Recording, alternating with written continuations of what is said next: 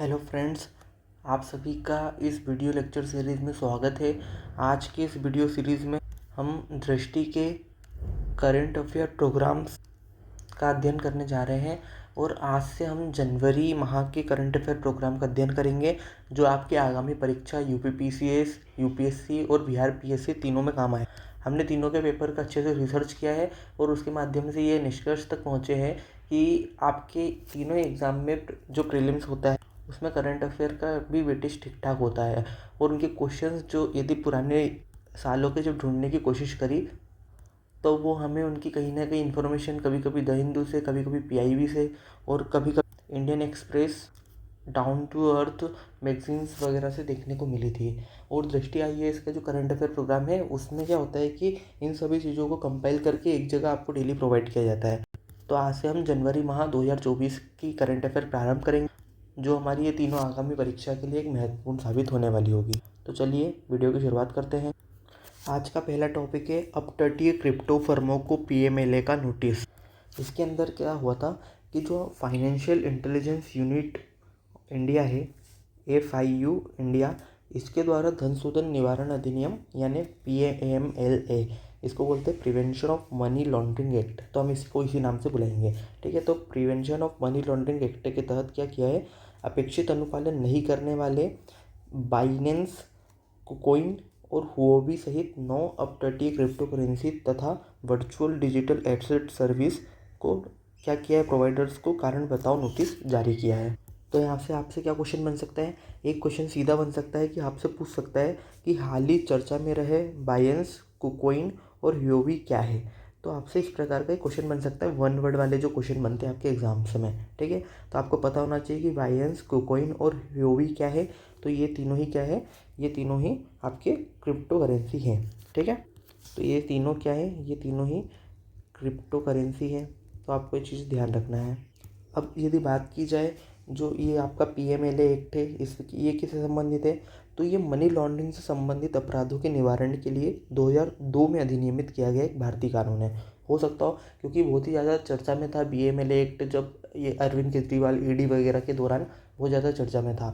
तो आपको ये पता होना चाहिए कि पीएमएलए एक्ट कब लाया गया, 2002 में। हो सकता है यहाँ पे क्वेश्चन क्या बन जाए, वो पीएमएलए एक्ट एक से नहीं बनाए, वो क्या करेगा कि 2-3 एक्ट लेके आ जाएगा इंपॉर्टेंट इस टाइप के और उनको कालक्रम में जमाने को दे देगा या उसके सामने सन लिख देगा और बोलेगा कि कौन सा सही सुमेलित नहीं है। तो आपको ये पता होना चाहिए कि पीएमएलए एक्ट कब अधिनियमित किया गया, तो वो किया गया 2002 में अधिनियमित किया गया। अब जो हम बात करें मनी लॉन्ड्रिंग, तो मनी लॉन्ड्रिंग होता क्या है, मनी लॉन्ड्रिंग होता है कि गैर कानूनी तरीकों से आप जो धन आपको प्राप्त हुआ है उसको वित्तीय प्रणाली में एकीकृत करके विधि सम्मत बनाना या वैध बनाना।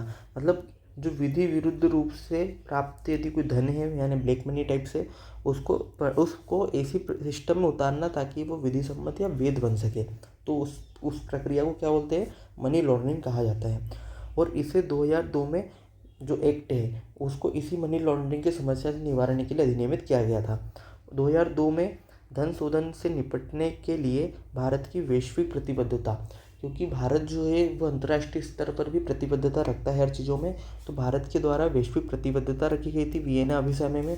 तो आपसे ये भी पूछ सकता है यहाँ पर कि वियना अभिसमय का संबंध किससे है। ठीक है, तो वियना अभिसमय किससे संबंधित है, ये भी वैश्विक प्रतिबद्धता है, किससे संबंधित, मनी लॉन्ड्रिंग के निवारण से संबंधित, क्योंकि ये एक वैश्विक समस्या है। ठीक है, आगे क्या बताया गया है, आगे इस एक्ट से संबंधित जो नियामक प्राधिकारी है, अथॉरिटी है, वो कौन सी है, तो वो अथॉरिटी जो है वो होगा प्रवर्तन निदेशालय। तो आपसे ये पूछ सकते हैं कि पीएमएलए एक्ट के तहत नियामक प्राधिकारी कौन है, तो कौन है, प्रवर्तन निदेशालय या एनफोर्समेंट डिपार्टमेंट। ठीक है, जो ईडी है वो किस मंत्रालय के अंतर्गत काम करता है, वह मिनिस्ट्री ऑफ फाइनेंस के अंतर्गत काम करता है और मिनिस्ट्री ऑफ फाइनेंस के अंतर्गत भी वो राजस्व विभाग के अंतर्गत काम करता है। तो यहाँ पर एक क्वेश्चन ये भी बन सकता है कि जो आपका ईडी है वो किस मंत्रालय के किस विभाग में काम करता है, तो यहाँ पे 4 ऑप्शन देंगे। तो आपको ध्यान रखना है कि वह राजस्व विभाग के अंतर्गत काम करता है जो मिनिस्ट्री ऑफ फाइनेंस के अंतर्गत है। ठीक है, तो ईडी जो होगा वो मनी लॉन्ड्रिंग की जांच करेगा और मुकदमा चलाने के लिए एक जिम्मेदार प्राधिकारी प्राथमिक प्राधिकरण है जो वित्त मंत्रालय के राजस्व विभाग के अंतर्गत कार्य करता है। साथ ही साथ सर्वोच्च न्यायालय ने हाल ही में एक फैसला सुनाया, उसमें बताया कि ईडी जो है वो पीएमएलए के तहत किसी को केवल उनके सवालों और सम्मन, यदि जैसे सीडी क्या करता है, सवाल और सम्मन जारी करता है, तो आपने सिर्फ इसीलिए गिरफ्तार नहीं कर सकते कि उस व्यक्ति ने आपके सवालों या सम्मन को प्रत्युत्तर नहीं दिया था। गिरफ्तार करने का आधार ये नहीं हो सकता। ठीक है। दूसरी एक और यहाँ पे जो हमने संस्था के नाम पढ़ा, क्या नाम पढ़ा था, इसका नाम था फाइनेंशियल इंटेलिजेंट यूनिट इंडिया। तो फाइनेंशियल इंटेलिजेंट यूनिट जो है इंडिया की, वो एक राष्ट्रीय एजेंसी है जो प्रवर्तन एजेंसियों और विदेशी एफआईयूज, ठीक है, को संगीत वित्तीय विनियमन से संबंधित जानकारी प्राप्त करने, प्रसंस्करण, विश्लेषण और प्रशासन करने के लिए जिम्मेदार है। अब क्या हो सकता है, वो आपसे ना ये पूछ सकते हैं कि निम्न कुछ एजेंसी के नाम दे देंगे 4 नीचे ऑप्शन में, और ऊपर अपना क्वेश्चन बनाएंगे कि निम्न में से कौन सी संस्था एक राष्ट्रीय संस्था है जो प्रवर्तन एजेंसियों को संदिग्ध विनिमय से संबंधित जानकारी प्राप्त करने, प्रसंस्करण, विश्लेषण और प्रसारण करने के लिए जिम्मेदार है। तो उस समय क्या होगा कि हम ईडी में कन्फ्यूजन हो जाएंगे, लेकिन इसका सही जवाब क्या हो जाएगा, फाइनेंशियल इंटेलिजेंस यूनिट, ठीक है, इंडिया, इसका सही जवाब हो जाएगा। जो फाइनेंशियल इंटेलिजेंस यूनिट है ये भी वित्त मंत्रालय के अधीन ही काम करती है। अगला यहाँ पर ये बताया गया है कि जो आपके virtual digital asset service provider होते हैं वो ये पीएमएलए के दायरे में किस प्रकार आते हैं। सबसे पहला, जो virtual digital asset service provider जो होते हैं उनको जो एफआईयू इंडिया के साथ पंजीकृत होना पड़ता है, ताकि क्या होगा कि पंजीकरण होने से इन पर एक नियंत्रण बना रहेगा, और जो डिजिटल परिसंपत्तियों के इस प्रकार के गतिविधियों में संलग्न होते हैं वो फिएट मुद्रा हस्तांतरण, उनके संरक्षण या डिजिटल संपत्तियों पर नियंत्रण से इन संस्थाओं को क्या होना पड़ता है, इन सभी गतिविधियों के लिए उनको एफआईयू इंडिया के साथ पंजीकृत होना पड़ता है। तो पहला हो गया पंजीकरण की आवश्यकता होती है। दूसरा, गतिविधि आधारित अनुपालन की आवश्यकता होती है। मतलब आपका जो नियंत्रण होता है वो आपका भौतिक रूप से उपस्थिति के माध्यम से नियंत्रण नहीं होगा, बल्कि आपको आपकी रिपोर्टिंग, ठीक है, रिकॉर्ड कीपिंग और अन्य निर्दिष्ट दायित्वों को पूरा करना पड़ता है। तीसरा है regulatory framework expansion and enforcement. तो इसका एक्सटेंशन क्या किया गया इस फ्रेमवर्क का, इस फ्रेमवर्क को मार्च 2023 में पीएमएलए के अंदर धन शोधन रोधी और काउंटर टेररिज्म से संबंधित जो फाइनेंसिंग होती है उसको भी इसके दायरे में लाया गया है। तो इस प्रकार से जो virtual digital asset service provider होते हैं उन पर भी पीएमएलए एक्ट लागू होता है। अब आगे जो एंटी मनी लॉन्ड्रिंग लॉ है उसके तहत रिपोर्टिंग संस्थाएं अपने ग्राहक को जाने, विवरण रखे, ग्राहक की पहचान का रिकॉर्ड रखे, लाभकारी मालिक की जानकारी, उसका बही खाता और ग्राहकों से संबंधित व्यावसायिक पत्राचार को बनाए रखने के लिए क्या है, बाध्य है। तो यदि स्टेटमेंट वाले क्वेश्चन बने तो ये स्टेटमेंट क्या होगा, आपके मतलब क्वेश्चन में सीधे एक तरफा लिखा जाएगा, ठीक है, तो आपको ध्यान रखना है। साथ ही साथ उनको जो भी वित्तीय विवरण लेन देन किया जाता है उसको भी बनाए रखना क्या होता है, ज़रूरी होता है। तो यहाँ पे हमने पढ़ा पीएमएलए एक्ट के बारे में कि किस मंत्रालय के अंतर्गत आता है, ये वित्त मंत्रालय के ईडी जो है वो इसको देखती है, और ईडी किस विभाग के अंतर्गत आती है, तो वो राजस्व विभाग के अंतर्गत आती है। फिर आपने ये देखा कि जो बाइनेंस, कुकिन और हुओबी है वो तीनों चीज़ें क्या है, तो तीनों ही क्रिप्टो करेंसी के नाम है, ठीक है। और फिर आपको ये भी पता चल गया कि जो एफआईयू इंडिया क्या है, तो एक राष्ट्रीय एजेंसी है जो प्रवर्तन एजेंसियों के विनिमय से संबंधित जानकारी का प्रसंस्करण, विश्लेषण और प्रसारण का काम करती है, ठीक है। तो इस प्रकार की इन्फॉर्मेशन आपके एग्जाम के लिए काफ़ी हेल्पफुल हो सकती है। तो दोस्तों यहाँ पे आपको ये भी जानकारी होना चाहिए कि आपका टॉपिक कितना इंपॉर्टेंट है। तो हम क्या करेंगे कि इन टॉपिकों को 1 से लेकर 5 तक की एक रेटिंग भी देंगे ताकि आप उसकी तैयारी बेहतर कर सकें। तो पीएमएलए टॉपिक पूरा साल भर न्यूज़ में था, तो इसको 4 स्टार आप मार्क कर सकते हैं क्योंकि एग्ज़ाम में पूछे जाने की इसकी बहुत ही प्रबल संभावना है। अगला क्वेश्चन है श्रेष्ठ योजना के बारे में कि श्रेष्ठ योजना, एक क्वेश्चन यहाँ पे सीधा बन सकता है कि श्रेष्ठ योजना क्या है, ठीक है। तो श्रेष्ठ योजना जो है वो क्या है, जो निजी आवासीय विद्यालयों में, मतलब गवर्नमेंट नहीं बल्कि निजी होना चाहिए, उन निजी आवासीय विद्यालयों में बच्चों को उच्च गुणवत्ता की शिक्षा प्रदान करके एससी के बारे में आपको ध्यान रखना है। ये किससे संबंधित है, ये एससी से संबंधित है, यहाँ पे एसटी से संबंधित नहीं है। तो आपको ध्यान रखना है कि श्रेष्ठ योजना का संबंध सिर्फ एसटी शेड्यूल कास्ट से है। तो शिक्षा प्रदान करने के लिए जो एससी के बच्चे हैं उनकी सामाजिक और आर्थिक स्थिति का उत्थान करना है शिक्षा के माध्यम से। मतलब इन बच्चों को अच्छी गुणवत्तापूर्ण शिक्षा देना और उनका करियर को बेहतर बनाना इसका मुख्य उद्देश्य है। अब इसमें क्या होगा कि सीबीएसई से जो संबद्ध निजी स्कूल होंगी, जो कक्षा 9वीं से लेकर 11वीं तक, कक्षा 9वीं और 11वीं में आपको प्रवेश प्रोवाइड करवाएगी, ठीक है, इन 2 सालों में। साथ ही साथ इसकी कंडीशन है कि जो एससी का जो भी परिवार होगा, उसकी जो योजना में जो आय होगी वो वार्षिक आय 2.5 लाख रुपए की वार्षिक आय तक होना चाहिए।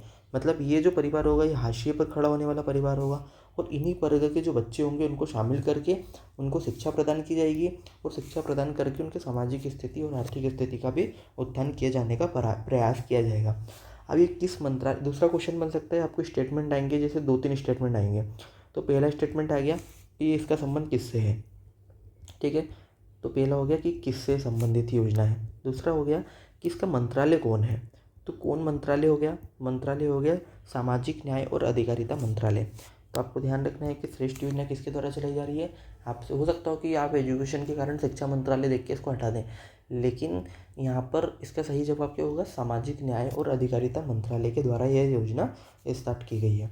अब इसका परिचालन जो होगा वो 2 मोड में किया जा रहा है। जो पहला मोड होगा उसमें श्रेष्ठ विद्यालय का चयन प्रक्रिया की जाएगी, ठीक है। फिर दूसरे आगे मोड में तथा से जो मोड 1 में जो आपका चयन प्रक्रिया की गई है उसमें क्या होगा कि मेधावी जो अनुसूचित जाति के छात्र होंगे उनका प्रतिवर्ष जो चयन होगा वो कैसे होगा, जो एनटीए है, नेशनल टेस्टिंग एजेंसी, हमारे यहाँ पे एनटीए एक संस्था है जो एग्ज़ाम कंडक्ट करवाती है, उसी के द्वारा आयोजित नेशनल एंट्रेंस टेस्ट फॉर श्रेष्ठ NETS के माध्यम से एक टेस्ट का आयोजन किया जाएगा और उससे छात्रों को उसमें सम्मिलित किया जाएगा, ठीक है। अब इसमें क्या व्यवस्था की गई है कि जो छात्र होंगे उनको आर्थिक सहायता प्रदान की जाएगी, ठीक है। छात्रावास शुल्क को कवर करने के लिए छात्र के कुल शुल्क विभाग के द्वारा वहन किया जाएगा जितना भी शुल्क होगा छात्रावास का।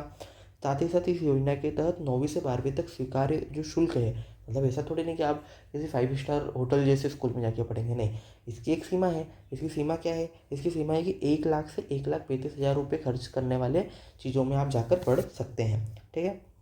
साथ ही साथ आपको क्या किया जाएगा कि इसकी निगरानी जो होगी वो मंत्रालय लगातार रखेगा।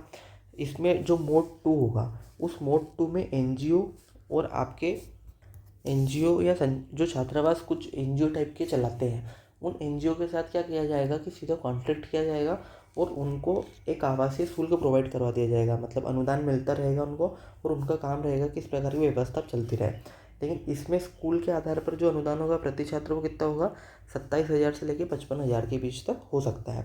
अब मंत्रालय जो होगा इस मामलों की नियमित निगरानी रखेगा ताकि पारदर्शिता सुनिश्चित हो सके। ई अनुदान और ऑनलाइन पोर्टल पर प्रदर्शन का खुलासा किया जाएगा कि कितने छात्रों को कब क्या क्या दिया गया, कौन सा रजिस्ट्रेशन हुआ था, ठीक है, किस क्षेत्र में दिया गया, कौन से स्कूल थे, उन सब चीज़ों का आपको खुलासा किया जाएगा, ठीक है। अब इसका जो प्रभाव है वो 2023-24 सत्र से दिसंबर से देखने को मिलेगा, और इसकी जो छात्र है लाभार्थी वो कितने 7,543 है। तो यहाँ पर आपसे क्या हो सकता है, 2 क्वेश्चन बन सकते हैं। एक है कि किस मंत्रालय के द्वारा चलाई जा रही है, तो सामाजिक न्याय अधिकारिता मंत्रालय के द्वारा, नंबर 1। नंबर 2, आपसे ये पूछ सकते हैं कि निजी और मतलब इस योजना का संबंध या उद्देश्य क्या है। तो निजी आवासीय विद्यालयों में अनुसूचित जाति के बच्चों के लोगों की सामाजिक आर्थिक स्थिति का उत्थान करना इसका उद्देश्य है, ठीक है। तो आपको दोनों चीज़ें ध्यान रखना है। अगला टॉपिक इम्पोर्टेंट है कि आरबीआई के द्वारा हालिया में एक रिपोर्ट जारी की गई है जिसमें बताया गया है कि अनुसूचित वाणिज्यिक बैंकों के सकल एनपीए में गिरावट देखने को मिली है, क्योंकि जो सकल एनपीए अनुसूचित वाणिज्यिक बैंक मतलब शेड्यूल कमर्शियल बैंक का जो एनपीए पहले जनवरी माह में 3.9% के आसपास था मार्च 2023 के अंत में, वो सितंबर तक आते आते कितना हो गया है, वो 3.2% हो गया था। मतलब एनपीए में गिरावट देखने को मिली थी। इस गिरावट के 3 कारण बताए गए थे। एक बट्टे खाते में डालना, इसको हम आगे अच्छे से समझेंगे कि बट्टा खाता होता क्या है। एक होता है उन्नयन, मतलब जो एनपीए है उसका मतलब उसने थोड़ी सी इन शर्तों को थोड़ा सा पूरा किया है ताकि उसको एनपीए से वापस काय में डाल सके, अपने एसेट में डाल सके। तीसरा हो सकता है वसूली, की ऋण की जो हो गई है वो वसूली हो गई है। सबसे पहले हमारा जो टॉपिक का विषय है एनपीए या नॉन परफॉर्मिंग एसेट कहते हैं इसको, तो गैर निष्पादित परिसंपत्ति या एनपीए क्या होता है। तो एनपीए जो होता है वो आरबीआई के अनुसार कोई संपत्ति जब एनपीए के रूप में तब मानी जाती है जब वह बैंक के लिए आय उत्पन्न करना बंद कर दे। मतलब एक एसेट है, यह एसेट क्या कर रही है, अब नॉन परफॉर्म हो गई है, मतलब यह परफॉर्म नहीं कर पा रही है, ठीक है। तो इसको ही नॉन परफॉर्मिंग एसेट कह दिया जाता है, क्योंकि यह एसेट जो थी जिससे बैंकों को ब्याज प्राप्त हो रहा था वो ब्याज प्राप्त करना बंद हो गया है, इसीलिए उसको क्या कहते हैं, नॉन परफॉर्मिंग एसेट कहा जाता है। और एनपीए जो होता है वो आम तौर पर एक ऋण या अग्रिम होता है जिसका मूलधन या ब्याज प्रकार का अतिदेय होता है, जिसका भुगतान नहीं हो पा रहा समय समय पर, ठीक है। अब एनपीए को वर्गीकृत करने की हमारे पास दो श्रेणियां हैं। आप दो मामले में एनपीए को अलग अलग रूप से वर्गीकृत करते हैं। एक है सामान्य मामले, तो ज़्यादातर मामले जो होते हैं वो ऋण को गैर निष्पादित परिसंपत्ति के रूप में घोषित कर देते हैं जब ऋण का भुगतान न्यूनतम 90 दिनों की अवधि के लिए नहीं किया गया हो। मतलब आपने न्यूनतम 90 डेज तक यदि ऋण का भुगतान नहीं किया है तो उसको क्या करते हैं, उसको एनपीए की श्रेणी में शामिल कर दिया जाता है। यदि कृषि क्षेत्र की बात करें तो उसमें एनपीए कौन सा होगा, उसमें 90 दिन नहीं होगा, उसमें 2 शस्य ऋतु वाली फसलों के दौरान यदि मूलधन और ब्याज का भुगतान नहीं किया गया तो उस ऋण को एनपीए के रूप में वर्गीकृत किया जाता है। तो एक है आपके कौन से मामले, ज़्यादातर मामले। उन ज़्यादातर मामलों में क्या होता है कि न्यूनतम आपको 90 दिन तक की अवधि दी जाती है, 90 दिन की अवधि के बाद उसको एनपीए के रूप में वर्गीकृत किया जाता है। लेकिन कृषि के मामले में 2 शस्य फसलों की बात की जाती है कि 2 शस्य फसलें, तो आपको ध्यान रखना है यहाँ पे 2 शस्य फसलों का उल्लेख है कि 2 शस्य फसलों में यदि आपने भुगतान नहीं किया तो आपका एनपीए के रूप में वर्गीकृत किया जाता है। अब बैंकों को उस सुविधा के आधार पर एनपीए को निम्नलिखित 3 श्रेणियों में वर्गीकृत करना पड़ता है। कौन कौन से होते हैं, एक होता है आपका स्ट्रेस, ठीक है, एक मतलब तनाव वाली, ठीक है, एक होता है संदिग्ध, ठीक है, ये यानी डाउटफुल होता है, और एक होता है लॉस यानी हानि वाली परिसंपत्तियाँ। ये 3 प्रकार की होती है। अब जिसमें आपको तनाव होता है या स्ट्रेस वाली परिसंपत्ति होती है वो कौन सी होती है, जिसमें 12 महीने तक या उसके बराबर, तो 12 महीने या उसके बराबर आपने यदि भुगतान नहीं किया है परिसंपत्तियों मतलब आपके ब्याज का मूलधन का, तो उसको स्ट्रेस संपत्ति मान लिया जाता है, ठीक है। दूसरी होती है डाउटफुल या संदिग्ध। तो डाउटफुल कौन सी होती है, जो 12 महीने से अधिक की होती है, ठीक है, उसको डाउटफुल या संदिग्ध कहते हैं। और एक होती है लॉस एसेट। तो लॉस एसेट वो होती है जिसको बैंक ये मान लेता है कि अब यह प्राप्त नहीं होगी या प्राप्त होने की कोई संभावना, इसके प्राप्त होने की कोई भी संभावना नहीं है, तो आप इसको क्या बोलेंगे, लॉस एसेट कहेंगे। तो यहाँ पर वही है, एक होती है अवमानक या इसको तनावपूर्ण परिसंपत्ति भी कहते हैं जिसमें 12 महीने से कम या उसके बराबर के लिए होती है। दूसरी संदिग्ध परिसंपत्ति जो 12 महीने से अधिक अवधि के लिए। और हानि वाली परिसंपत्ति जिसको वसूली जाने की कोई उम्मीद नहीं है और इसको बट्टे खाते में डालने की आवश्यकता पड़ जाती है। अब हम सबसे पहले देख लेते हैं कि ये बट्टा खाता क्या होता है। तो जो बट्टा खाता होता है वो क्या होता है, किसी भी लोन को राइट ऑफ कर देना, मतलब किसी गैर निष्पादित परिसंपत्ति अथवा परिसंपत्ति को बैंक के रिकॉर्ड से स्वीकृति रूप से हटाना। मतलब बैंक के रिकॉर्ड से स्वीकृति रूप से हटा दिया जाता है कि ऋण की वसूली की कोई संभावना नहीं है। इसका उपयोग बेसिकली क्यों किया जाता है बट्टे खाते का, ताकि बैंक की जो बैलेंस शीट है वो कैसी हो सके, उसको बेहतर किया जा सके, उसको सुदृढ़ किया जा सके, ताकि वो कार्रवाइयों से बच सके। और दूसरे साथ ही साथ क्या होगा कि उसकी रेटिंग वगैरह पर ज़्यादा प्रभाव नहीं पड़ेगा, तो उसकी बैलेंस शीट को मजबूत करने के लिए लोन का राइट ऑफ कर दिया जाता है। तो आपको ध्यान रखना है कि बट्टा खाता क्या होता है। अब तीसरा यहाँ पर कॉन्सेप्ट अलग चीज़ें दी गई है, वो क्या है कि ग्रॉस एनपीए और नेट एनपीए क्या होता है, ठीक है। तो ग्रॉस एनपीए और नेट एनपीए का एक फॉर्मूला आप याद रख सकते हैं कि नेट एनपीए क्या होता है, नेट एनपीए बराबर होता है ग्रॉस एनपीए माइनस प्रोविजंस। जो प्रोविज़न होते हैं वो क्या होते हैं, प्रोविज़न मतलब होता है कि आपने आपकी क्या तैयारी की है। मतलब जो एनपीए बैंक क्या करता है, बैंक जो होते हैं ना उनको एक फ़ंड रखना पड़ता है, प्रोविज़न करना पड़ता है कि जो वो दे रहे हैं उनके एनपीए के अनुपात में कितना प्रोविज़न करके रखा है। तो जो प्रोविज़न होता है वो जोखिम प्रबंधन में बैंक को मददगार साबित होता है। तो वही प्रोविज़न यदि आप ग्रॉस एनपीए से हटा देते हैं तो आपको क्या प्राप्त होता है, नेट एनपीए प्राप्त होगा। तो अंतिम राशि में कटौती किए बिना एनपीए की कुल राशि को क्या बोलते हैं, ग्रॉस एनपीए कहते हैं। लेकिन निवल एनपीए जो होता है उसमें प्रावधान घटाने पर निवल एनपीए प्राप्त होता है ग्रॉस एनपीए में से, जो देख चुके हम। प्रावधान का तात्पर्य क्या होता है कि एनपीए से उत्पन्न होने वाले संभावित नुकसान की भरपाई करने के लिए बैंक के द्वारा अलग से रखा गया जो धन होता है उसको क्या कहा जाता है, उसी को कहा जाता है प्रोविज़न। तो इसको निपटने के कुछ प्रावधान थे। एक था शोध्य ऋण वसूली अधिनियम, ठीक है, रिसर्च डेप्ट वसूली अधिनियम, आप कह सकते हैं 1993 का है। तो आपको इनके सन भी याद रखने हैं, क्योंकि हो सकता हो सही सुमेलित करने में आपको दे दे या क्रम से जमाने को भी दे सकता है, ठीक है। तो इस एक्ट की स्थापना क्यों की गई थी? ताकि हम डीआरटी की स्थापना कर सके। डीआरटी मतलब होता है डेप्ट रिकवरी अथॉरिटी, ठीक है, या ट्राइब्यूनल। तो इसकी स्थापना कर सके और इसके अपीलीय प्राधिकरण की स्थापना कर सके, ताकि त्वरित रूप से ऋण की पुनर्प्राप्ति हो सके। दूसरा है सरफेसी एक्ट।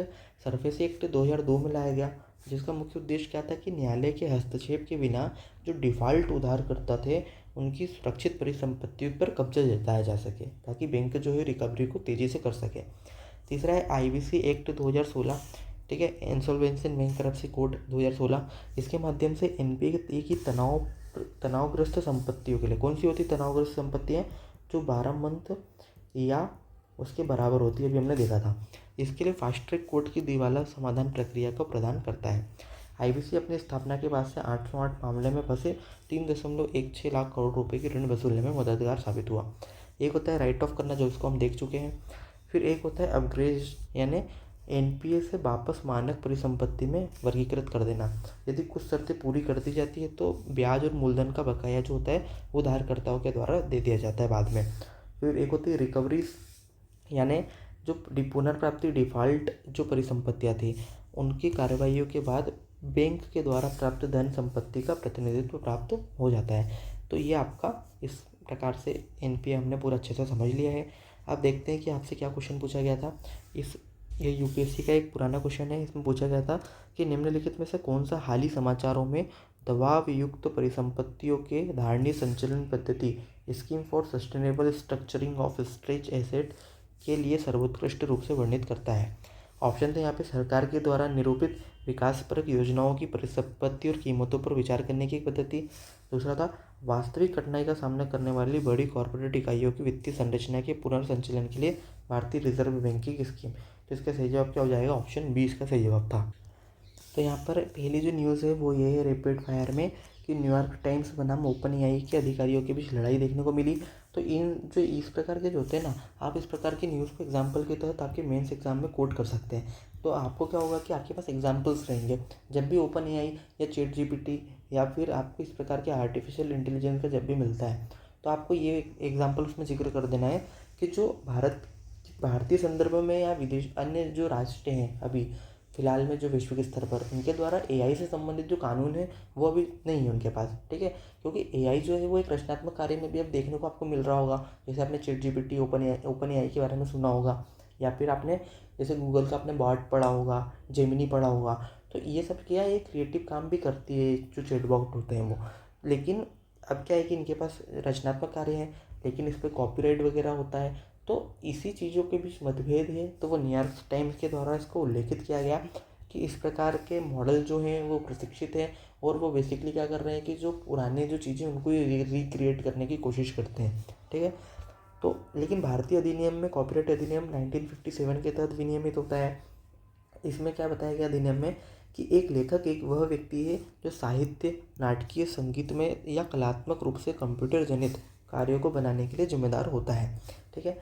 यह परिभाषा इस सत्य को नज़रअंदाज करती है कि एआई प्रणाली स्वतंत्र रूप से जानकारी उत्पन्न नहीं करती। तो आपको ये यहाँ पर जानकारी रखना है कि इस प्रकार से ये मामला न्यूज़ में था। बेसिकली ये प्रीलिम्स के लिए उतना ज़्यादा जरूरी नहीं है, आपको सिर्फ कॉपीराइट अधिनियम ध्यान रखना है बस, ठीक है। अगला देखते हैं। हाल ही में अयोध्या की परिवर्तनकारी परियोजनाओं देखने को मिली है और प्रधानमंत्री ने अयोध्या में महर्षि वाल्मीकि अंतर्राष्ट्रीय हवाई अड्डे का उद्घाटन किया। तो आपसे क्या क्वेश्चन बन सकता है? आपसे सीधा पूछा जा सकता है कि हाल ही में महर्षि वाल्मीकि अंतर्राष्ट्रीय हवाई अड्डे का उद्घाटन कहाँ किया गया। क्योंकि अयोध्या राम मंदिर लाला इतने ज़्यादा चर्चा में थे, तो आपको पता होना चाहिए कि महर्षि वाल्मीकि अंतर्राष्ट्रीय हवाई अड्डा कहाँ है। तो वो अयोध्या में बनाया गया था, उसका उद्घाटन भी प्रधानमंत्री मोदी के द्वारा किया गया था, ठीक है। तो आपको ये पता होना चाहिए। अब जो महर्षि वाल्मीकि थे वो कौन थे? उन्हें आदि कवि या प्रथम कवि के रूप में भी जाना जाता है, जो भारतीय का महाकाव्य रामायण के लेखक के रूप में प्रतिष्ठित है। और उन्हें एक श्रद्धेय ऋषि, हिंदू पौराणिक कथाओं और साहित्य में महत्वपूर्ण व्यक्ति के रूप में जाना जाता है, ठीक है। साथ ही साथ जो ये हवाई अड्डा बनाया गया है, इसको गृहा जो एक रेटिंग एजेंसी है, वो भारत की स्वतंत्र अपनी खुद की एक प्रकार की देसी रेटिंग एजेंसी है, जो क्या करता है, जो बिल्डिंग्स बनती है उनको अप्रूवल भी देता है और रेटिंग देता है कि इनका किस प्रकार का पर्यावरण मानक है।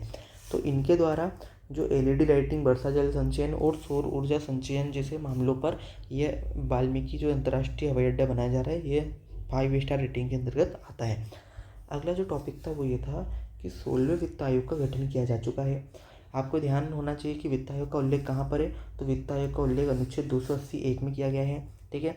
और इसका जो अध्यक्ष वो किसको बनाया गया हाल ही में, वो नीति आयोग के जो पूर्व उपाध्यक्ष थे, वो कोलंबिया विश्वविद्यालय के प्रोफेसर भी रहे थे, डॉक्टर अरविंद पनगड़िया, जो कि नीति आयोग के पहले उपाध्यक्ष थे। तो इनको 16वें वित्त आयोग का अध्यक्ष बनाया गया है। ठीक है। इनकी नियुक्ति की गई है 16वें वित्त आयोग की स्थापना के लिए। अब आपको ये पता होना चाहिए कि वित्त आयोग करता क्या है। तो वित्त आयोग जो होता है वो क्या करता है, वो करों का हस्तांतरण करने के लिए फॉर्मूला देता है राज्य और केंद्र के बीच। दूसरा इंपॉर्टेंट काम क्या करता है, दूसरा इंपॉर्टेंट काम करता है कि राज्यों में जो पंचायती राज व्यवस्था है उसको और किस प्रकार से वित्तीय रूप से सुदृढ़ किया जा सके। ठीक है, इसका काम है। अब इसकी नियुक्ति को, इसमें संरचना क्या है इसके आयोग की, तो इसकी संरचना की यदि बात की जाए तो इसमें एक अध्यक्ष होता है प्लस 4 मेंबर होते हैं।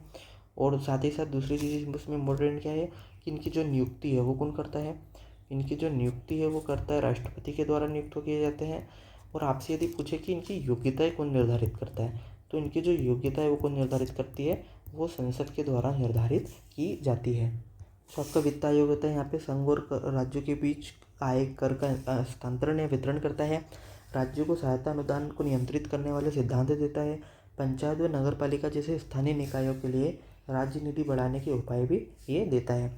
अब आयोग को आपदा प्रबंधन अधिनियम 2005 के तहत आपदा प्रबंधन की वित्त पोषण व्यवस्था की समीक्षा करने और सुधार के लिए सिफारिश करने का काम भी यहाँ पर किया गया है। आयोग से 31 अक्टूबर 2025 तक अपनी रिपोर्ट उपलब्ध कराने का भी अनुरोध उनके द्वारा किया गया है। अगला जो यहाँ पे मामला है वो कौन सा था, कि कौन सी न्यूज़ थी कि उपासना स्थल के धार्मिक चरित्र को परिभाषित करने के लिए आवश्यक परीक्षण।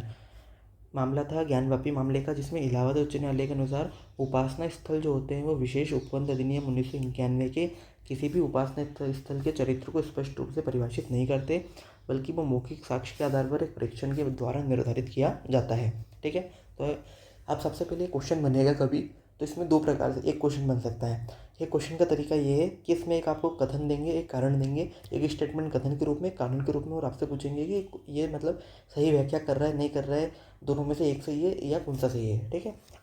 तो उपासना स्थल अधिनियम 1991 यदि कथन आएगा इस प्रकार से कि धार्मिक स्थलों को किसी अलग धर्म या संप्रदाय की उपासना स्थलों में बदलने से रोकता है, तो इसका ये कथन बिल्कुल सही हो जाएगा। यदि इसका कारण आ जाए कि किसी भी स्थापना स्थल की धार्मिक पहचान को संरक्षित करने का भी आदेश देता है, जैसा कि 15 अगस्त 1947 को था, तो क्या हो जाएगा, ये आपका कथन कारण दोनों सही हो जाएंगे और कारण जो होगा वो कथन की क्या करेगा, सही व्याख्या भी करेगा। अगला इम्पोर्टेंट यहाँ पर टॉपिक ये है कि एक्स किरण ध्रुवमापी उपग्रह इसरो के द्वारा हाल ही में लॉन्च किया गया है। ठीक है। तो क्या होता है कि कई बार जो आपके एग्जामिनर है वो स्पेस साइंस से भी क्वेश्चन आपसे पूछते हैं, तो उसमें एक क्वेश्चन यहाँ पे सीधा आपसे बन सकता है कि हाल ही में चर्चा में रहा एक्सपोसेट क्या है। ठीक है। तो एक्सपोसेट क्या है, एक एक्सरे पोलरोमीटर सैटेलाइट है जिसको लॉन्च किया गया है। किसके लिए, यह ब्लैक होल, न्यूट्रॉन तारे और मैनेटर्स का अध्ययन करके भारत के लिए ध्रुवीकरण के रूप में और पोलराइज जो सैटेलाइट है उसके रूप में कार्य करेगा। तो इसका मुख्य कार्य क्या होगा, ये ब्लैक होल, न्यूट्रॉन तारे और मैनेटर्स का अध्ययन करेगा। तो एक तो आपसे सीधा इस प्रकार का क्वेश्चन बन सकता है। एक हो सकता है कि इसके प्रक्षेपण यान के बारे में पूछ ले, तो ये प्रक्षेपण यान कौन सा होगा, PSLV C58 होगा।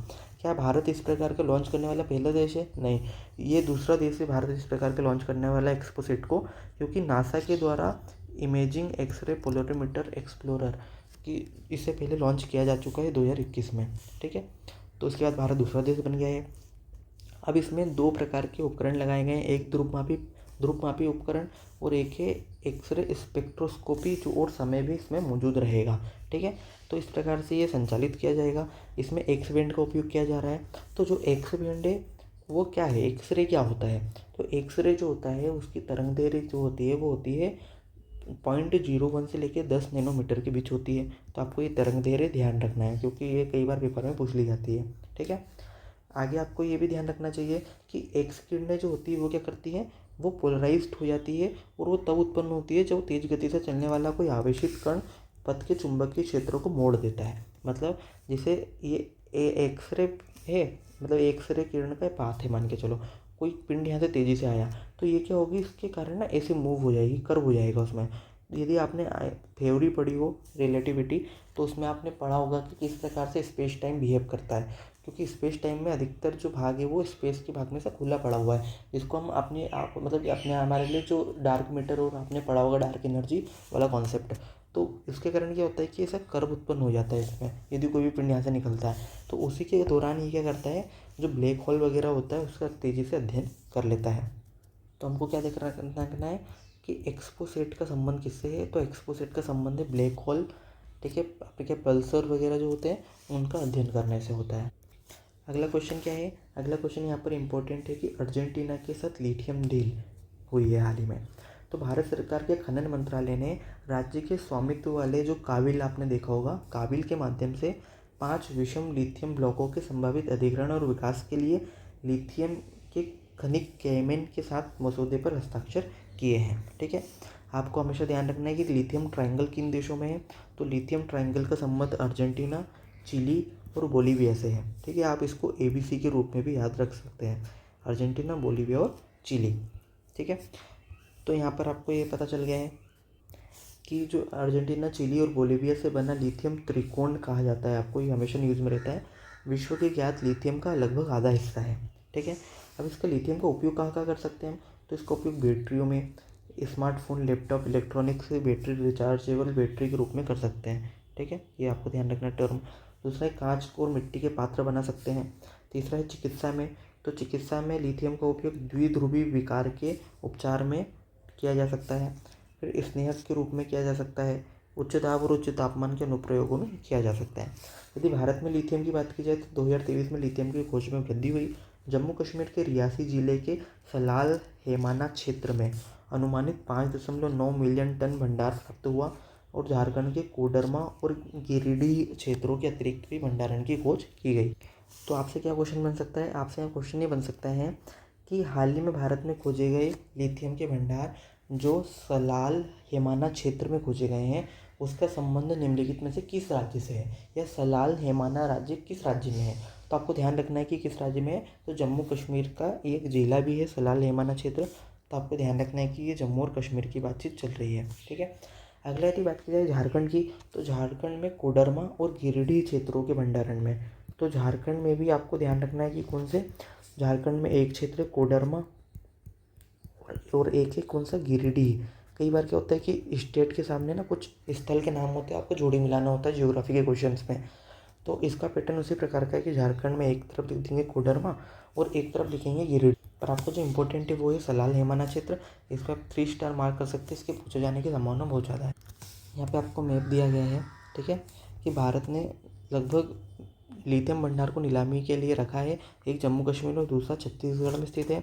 इसमें इलेक्ट्रॉनिक बैटरी बनाने में इसका उपयोग किया जाएगा। और लिथियम सर्च की बात की जाए तो जम्मू कश्मीर में किया जा रहा है कार्यक्रम, राजस्थान में किया जा रहा है, छत्तीसगढ़, मेघालय, नागालैंड, अरुणाचल प्रदेश, झारखंड में देखने को मिल रहा है। ठीक है, अब यूपीएससी में से लिथियम से क्या क्वेश्चन पूछा जा चुका है, निम्नलिखित धातु में से किस में क्रमशः सबसे हल्की धातु और सबसे भारी धातु शामिल है, मतलब कौन सी धातु सबसे हल्की और सबसे भारी है। तो आपके ऑप्शन है लिथियम, पारा, लिथियम और ऑक्सीन, एल्यूमिनियम और ऑक्सीन और एल्यूमिनियम और पारा। तो लिथियम जो होती है और ऑक्सीनियम इसका सही जवाब हो जाएगा। क्यों, क्योंकि जो लिथियम है वो सबसे हल्की धातु है और जो ऑक्सीपियम है वो सबसे क्या है, ऑस्मियम जो होती है वो सबसे भारी धातु होती है। तो आपको ध्यान रखना है, हो सकता है यही क्वेश्चन को आपको कॉपी पेस्ट मिल जाएगा एग्जाम में। तो हाल ही में क्या हुआ है कि जापान के होन्शु के पास जो हुआ था भूकंप आया था 7.5 का, तो भूकंप आया था। तो भारतीय राष्ट्रीय महासागर सूचना सेवा केंद्र, Indian national centre for ocean information service के एक विभाग के द्वारा ये जानकारी मिलती है कि भारत के पास इससे संबंधित, सुनामी से संबंधित कोई भी खतरा नहीं है अभी फ़िलहाल में। यदि बात की जाए Indian national centre for ocean information service की, तो ये पृथ्वी विज्ञान मंत्रालय के तहत एक प्रकार का स्वायत्त निकाय है। इतनी इन्फॉर्मेशन आपके लिए काम में रहेगी, ठीक है। और इसका हेडक्वार्टर कहाँ है, तो आपको ये ज़रूर ध्यान रखना कि INCOIS का हेडक्वार्टर कहाँ पर है। तो इसका हेडक्वार्टर जो है वो हैदराबाद में है, क्योंकि कई बार क्या होता है कि इस प्रकार की संस्थाओं और उनके हेडक्वार्टर को जोड़ी मिलाने के लिए दे दिया जाता है, ठीक है। और ये संस्थाएं कहीं ना कहीं करंट में चर्चा में भी रहती है। अगला है संबित गुरुकुलम बालिका सैनिक स्कूल, ठीक है। तो हुआ ये था कि जो राष्ट्रीय शिक्षा नीति 2020 लेके आए थे, इसमें राज्यों और केंद्र शासित प्रदेशों में 100 नए सैनिक स्कूल स्थापित करने की सरकार की पहल थी। तो भारत के रक्षा मंत्री के द्वारा इसी क्रम में क्या किया गया, उत्तर प्रदेश के वृंदावन में संबित गुरुकुलम बालिका सैनिक स्कूल का उद्घाटन किया गया। अब UPPCS में क्या पूछा जा सकता है, आपसे यहाँ से सीधा पूछ सकते हैं कि संबित गुरुकुलम, ठीक है, बालिका सैनिक स्कूल, एक तो सीधा इसका नाम पूछ सकते हैं कि इसका संबंध रक्षा मंत्री के द्वारा किया गया तो किस शहर से है, ठीक है। तो किस शहर से हो जाएगा, वृंदावन में हो जाएगा। दूसरा आपसे पूछ सकते हैं कि हाल ही में रक्षा मंत्री के द्वारा उत्तर प्रदेश के वृंदावन में सैनिक स्कूल का उद्घाटन किया गया, इस स्कूल का नाम क्या है, तो संबित गुरुकुलम बालिका सैनिक स्कूल आपको ध्यान रखना है। अगला टॉपिक जो चर्चा में था वो था के स्मार्ट ऐप को लेके। तो हाल ही में केरल प्रशासनिक सुधार प्रबंधन के व्यापार समाधान के लिए Kerala solution for managing administrative reforming and transporting के स्मार्ट एप्लीकेशन लॉन्च किया है, जो क्या करेगा, त्रिस्तरीय स्थानीय स्वशासन सरकारी संस्थाओं की सेवा के लिए एक एकीकृत प्लेटफॉर्म के रूप में काम करेगा। इसका उद्देश्य क्या है, जो मौजूदा डिजिटल अंतर को पाटना और वास्तविक रूप से प्रवासियों को लाभ पहुंचाना इसका उद्देश्य है, ठीक है। अगला है कि भारत और UAE संयुक्त अभ्यास डेजर्ट साइक्लोन 2024। तो युद्ध अभ्यास वगैरह जो होते हैं हमेशा आपके एग्ज़ाम में अलग अलग एग्ज़ाम्स में देखने को मिलते रहते हैं। तो इसी प्रकार यदि आपसे पूछा जाए कि डेजर्ट साइक्लोन युद्ध अभ्यास जो है वो किन किन देशों के बीच होता है, इसमें क्वेश्चन बनने की एक ही संभावना है कि वो क्या करेगा कि 3-4 राज्यों के नाम एक तरफ, 3-4 देशों के नाम एक तरफ, और एक तरफ उनकी युद्धाभ्यासों को जोड़े मिलाने के लिए देगा, या पूछेगा कि कौन सा सही सम्मिलित नहीं है। तो आपको पता हो कि डेजर्ट साइक्लोन युद्धाभ्यास किन किन देशों के बीच होता है, तो डेजर्ट साइक्लोन युद्धाभ्यास जो है वो इंडिया और UAE के बीच होता है, ठीक है, होने वाला युद्धाभ्यास है, जो 2 जनवरी से 15 जनवरी 2024 तक राजस्थान के डेजर्ट साइक्लोन में संयुक्त रूप से अभ्यास किया गया। इस अभ्यास का उद्देश्य क्या है, शहरी परिचालन में सर्वोत्तम प्रथाओं को सीखने, साझा करके अंतर संचालनीयता को बढ़ावा देना। इससे न केवल संयुक्त अरब अमीरात के बीच रक्षा संबंधों को मजबूत करने की उम्मीद है, बल्कि क्षेत्रीय शांति और सुरक्षा को भी वार्षिक रूप से लक्षित करना है, ठीक है। भारत अबू धाबी में द्विवार्षिक अंतर्राष्ट्रीय रक्षा परिषद, ठीक है, तो इंडिया डिफेंस एक्सपो को भी ऑर्गेनाइज कर रहा है, नियमित रूप से भागीदार रहा है। ये आप लोकेशन देख सकते हैं, पर्शियन गल्फ है, ये सऊदी अरब है, ये आपका बहरीन, कतर, ठीक है, यूनाइटेड अरब अमीरात है, यहाँ पे ओमान आ जाएगा, गल्फ ऑफ ओमान है, दुबई यहाँ पर है, अबू धाबी है, यहाँ पे ईरान है। तो आपको ये चीज़ें ध्यान रखना है। अगला क्वेश्चन है कि भारत में लीची की खेती का विस्तार तेजी से देखने को मिल रहा है, ठीक है। इसके संबंध में क्या जानकारी लिखी गई है कि पहले जो परंपरागत रूप से यदि बात की जाए तो लीची जी का जो उत्पादन केंद्र था वो कौन सा था, वो बिहार का मुजफ्फरनगर जो जिला था वो उसके आसपास केंद्रित था। इसी कारण जो नेशनल रिसर्च सेंटर फॉर लीची जो है, इसका जो केंद्र है, सेंटर कहाँ पे, वो बिहार के मुजफ्फरपुर जिले में स्थित है, मुजफ्फरपुर में स्थित है राष्ट्रीय लीची अनुसंधान केंद्र। तो एक क्वेश्चन आपसे सीधा बन सकता है, मतलब वही आपसे जैसे अभी हमने ऊपर देखा था कि जो महासागर सूचना केंद्र है वो कहाँ पर है, वो हैदराबाद में है। तो इसी प्रकार नेशनल रिसर्च सेंटर फॉर लीची कहाँ पर है, तो वो आपका है मुजफ्फरपुर बिहार में देखने को मिलता है। ये आपकी लीची होती है इस प्रकार से। लीची के बारे में मुख्य तथ्य क्या है कि लीची जो है वो सेपिनडेंसी परिवार, सेपिनडेंसी फैमिली से संबंधित होता है, ठीक है। रसीला होता है, खाने में स्वादिष्ट होता है, उपोष्ण कटिबंधीय जलवायु में इसको उत्पादित किया जाता है, और इसका जो है वो 800 मीटर की ऊंचाई तक ठीक से उत्पादन हो जाता है। इसके लिए दोमट मिट्टी अच्छी जल निकासी वाली अच्छी होती है, फ़ायदेमंद होती है, न तो अत्यधिक तापमान को सहन कर सकता है, न ही बहुत कम ठंडे को, और साथ ही साथ वर्षा के प्रभाव को भी बहुत अधिक रूप से सहन नहीं कर सकता है। आगे क्या जानकारी है, आगे जानकारी है कि जो बिहार है वो लीची उत्पादन में महत्वपूर्ण भूमिका निभाता है, और देश के लीची उत्पादन का लगभग 40% जो है वो बिहार से उत्पादित होता है। उसके बाद आता है पश्चिम बंगाल का स्थान, जो कि 12% का योगदान करता है, और फिर झारखंड जो कि 10% का योगदान करता है। तो आप देख रहे हैं कि यदि भारत का ये मैप है, ठीक है, तो इस मैप में यदि देखा जाए तो ये वाला जो क्षेत्र है आपका, ये लगभग कितना योगदान कर रहा है, 3 राज्य मिलकर सिर्फ बिहार, पश्चिम बंगाल और झारखंड मिलकर देश के लीची उत्पादन में 62% की भूमिका निभाते हैं। ठीक है, साथ ही साथ वैश्विक उत्पादन की बात की जाए तो वैश्विक उत्पादन में जो चीन है वो सबसे अधिक उत्पादन करता है, उसके बाद भारत का स्थान आता है। ठीक है, तो फिर ये भी आपको जानकारी मिल गई। अब जो ये हो रहा है लीची का उत्पादन, इसका जो विकास हो रहा है तेज़ी से अलग अलग राज्यों में भी हो रहा है, तो वो क्यों हो रहा है? क्योंकि हम क्या कर रहे हैं, हॉर्टिकल्चर को बढ़ावा दे रहे हैं। हॉर्टिकल्चर का मतलब होता है उद्यान कृषि। उद्यान कृषि क्या होता है? उद्यान कृषि का तात्पर्य फलों, सब्जियों, फूलों, सजावटी पौधों और अन्य फसलों की कृषि विज्ञान कला के अध्ययन से होता है। ठीक है, इसमें पौधों की खेती की जाती है, प्रबंधन किया जाता है और उनकी गतिविधियों की विस्तृत श्रृंखला को शामिल किया जाता है। हॉर्टिकल्चर के लिए हमने एक mission for integrated development for horticulture चलाया है।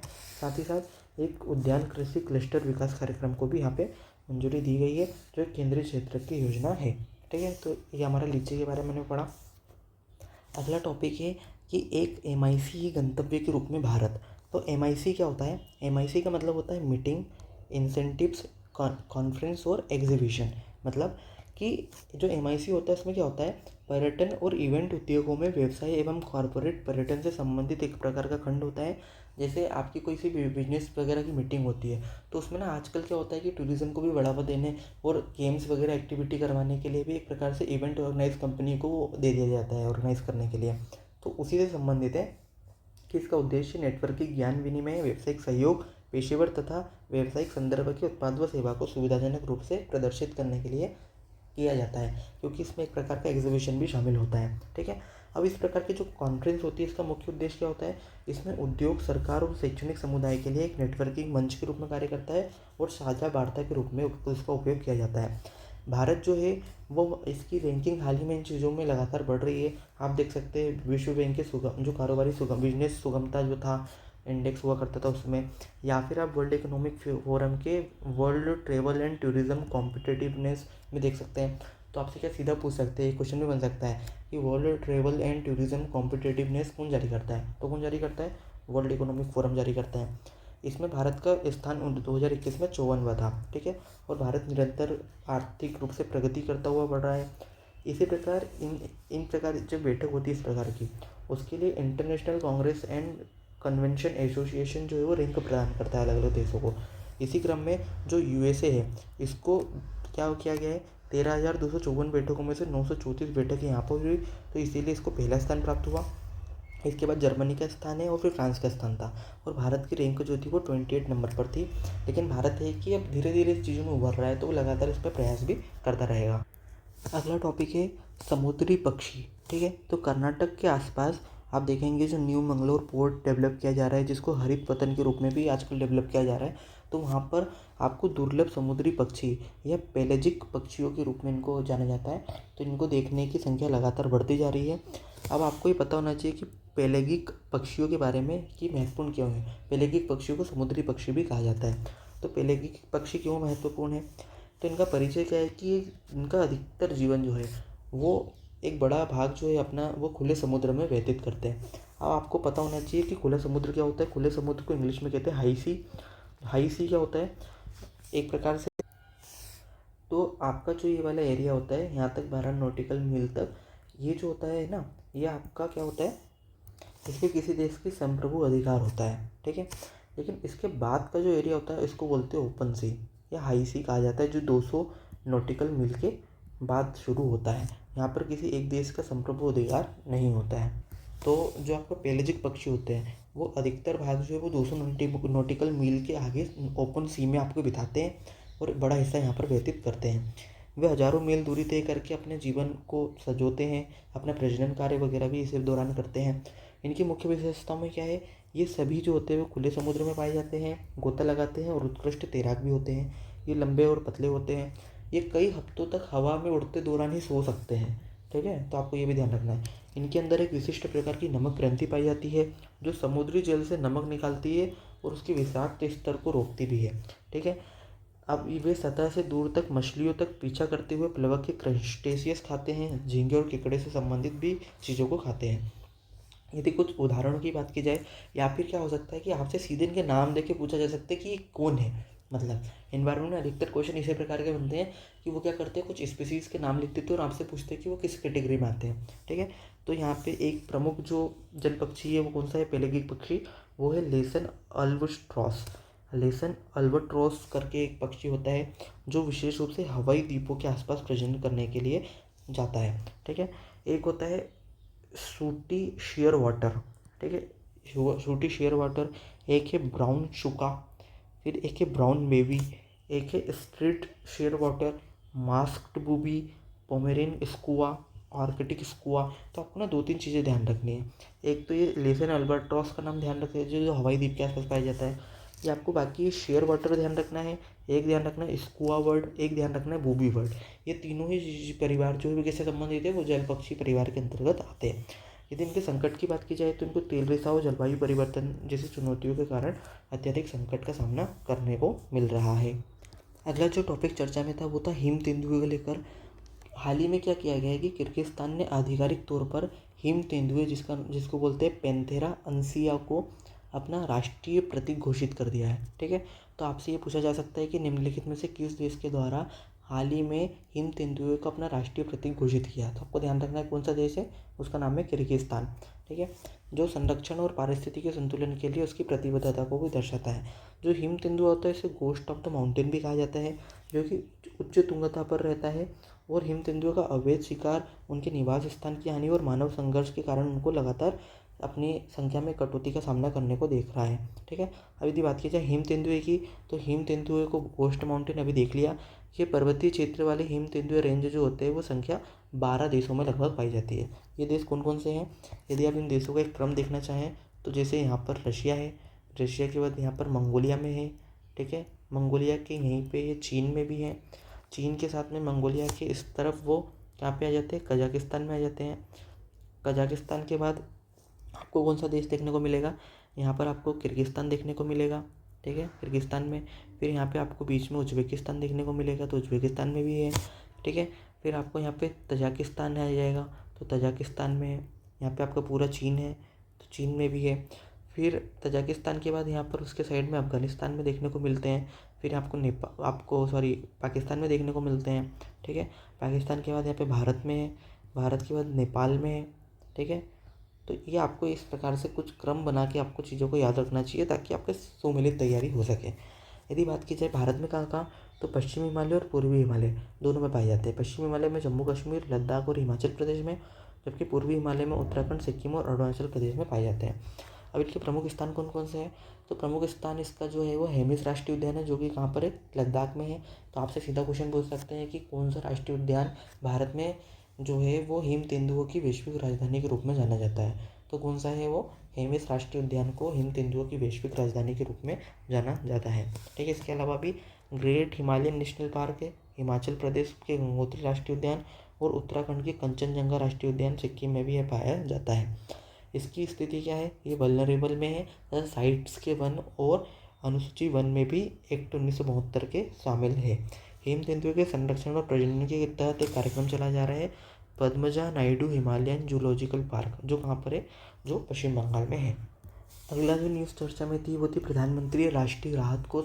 जो प्रधानमंत्री राष्ट्रीय राहत कोष है इसकी स्थापना 1948 में जवाहरलाल नेहरू के द्वारा की गई थी। ठीक है, और उनके द्वारा क्यों की गई थी कि पाकिस्तान से जो विस्थापित आने वाले लोग हैं उनकी देखभाल और उनके सुविधाओं के लिए की गई थी। लेकिन हाँ, अब जो फिलहाल में इसका उपयोग किया जाता है वो किसके लिए किया जाता है, वो उपयोग किया जाता है जो मतलब प्राकृतिक और मानव जनित आपदाओं से प्रभावित लोगों की भलाई के लिए इसका उपयोग किया जाता है। ठीक है, तो अब इसका जो फंड है, साथ ही साथ जो फंड बनाया गया है वो फंड जो होता है उसको कोई भी बजटीय सहायता प्राप्त नहीं होती है। तो बजटीय सहायता नहीं मिलती है, बल्कि इसमें क्या होता है कि इसमें आपको सार्वजनिक जो अनुदान मिलता है, तो सार्वजनिक अनुदानों पर ही निर्भर होती है कि पब्लिक जो अपना फंड देती है उस हिसाब से। ठीक है, तो वही चर्चा यहाँ पर की गई है कि 1948 में तत्कालीन प्रधानमंत्री जवाहरलाल नेहरू के द्वारा पाकिस्तान से विस्थापित लोगों की सहायता के लिए इसको निर्मित किया गया था। यह प्राकृतिक और मानव जनित आपदाओं से प्रभावित लोगों को सहायता प्रदान करता है। यह पूरी तरह से सार्वजनिक योगदान देना शामिल है, इसमें बजटीय सहायता शामिल नहीं है। आयकर अधिनियम की धारा 80G के तहत इस पर 100% की कटौती मिलती है। आगे यहाँ पे ईड़ा के बारे में जानकारी है कि ईड़ा जो है वो नवीन और नवीकरणीय ऊर्जा मंत्रालय के तहत काम करती है, ministry of new and renewable energy. तो आपसे ये पूछ सकते हैं कि ईड़ा नामक एजेंसी जो है वो निम्नलिखित में से किस मंत्रालय के अधीन है। तो किस मंत्रालय के अधीन है? नवीन और नवीकरणीय ऊर्जा मंत्रालय के अधीन कार्य करती है, जो 1987 में स्थापित की गई एक गैर बैंकिंग वित्तीय संस्थान है। ठीक है, तो आपको पता होना चाहिए। साथ ही साथ इसमें 2024 का विषय जो है वो मानव संसाधन विकास और अनुसंधान वर्ष के रूप में घोषित किया गया है। अगली न्यूज़ है कि हाल ही में गुजरात में कैद किए गए प्रशिक्षित भेड़ियों को वनों में छोड़ा गया।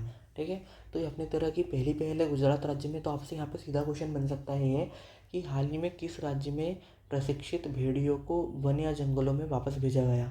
तो किस राज्य की बात कर रहे हैं हम? गुजरात की बात कर रहे हैं। ठीक है, तो आपको ध्यान रखना है। इस प्रकार के प्रीलिम्स में लगातार क्वेश्चन आपको यूपीपीएससी और बिहार पीएससी में देखने को मिलेंगे, साथ ही साथ एमपीपीएससी वगैरह में भी आते हैं। भेड़ियों से संबंधित प्रमुख बिंदु क्या हैं? भेड़िए जो होते हैं वो कैनिडी परिवार से आते हैं, मतलब कुत्ते या स्वान जो वर्ग होता है उनमें शामिल होते हैं।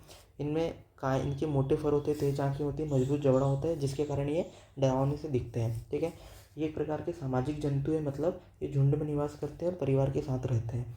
यह हिरण, एल्क और मूस जैसे बड़े देखने वाले जीवों का शिकार करते हैं। इनमें एक विशेषता पाई जाती है जिसको बोलते हैं कम्युनेटिव मास्टर्स। कम्युनेटिव मास्टर मतलब ये एक प्रकार से चीख निकालते हैं और उस चीख के माध्यम से अपने झुंड के साथ संवाद करते हैं। भारत में पाई जाने वाली उपप्रजातियाँ कौन कौन सी हैं? भारत में पाई जाने वाली उपप्रजातियों में दो उपप्रजातियाँ, एक है प्रायद्वीपीय भारत में, एक है हिमालयन क्षेत्रों में। जो प्रायद्वीपीय भारत में पाई जाने वाली प्रजाति उसको क्या बोलते हैं?